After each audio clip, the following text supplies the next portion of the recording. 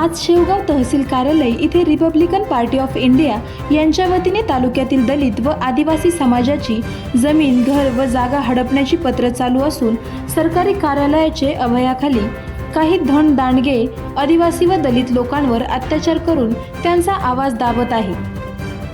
बाबासाविस्तर शेवगाव भूमी अभिलेख कार्यालय येथील मोजणी कर्मचारी नंदकिशोर शेळके आव्हाणे बुद्रुक येथील दलित समाजातील आशाबाई बबन शिंदे व यांच्या 2 बहिणी यांची जमीन गट नंबर 30-1 मधील क्षेत्र 0.88 आर असताना यांच्या नावे 0.58 आर क्षेत्र असा खोटा नकाशा तयार करून कोर्टात सादर करून फसवणूक केली असून त्या कर्मचाऱ्याला निलंबित करावे, अन्यथा रिपब्लिकन पार्टी ऑफ इंडिया यांच्या वतीने शेवगावमध्ये तीव्र आंदोलन करण्यात येईल असे निवेदन देण्यात आले।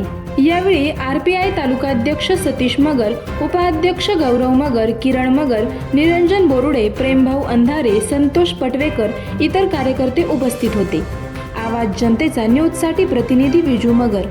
करायचं आहे लाईव्ह कार्यक्रम किंवा आहे कसले आंदोलन, जनसामान्यपर्यंत पोहोचेल आपला हक्काचा आवाज, आवाज जनतेचा।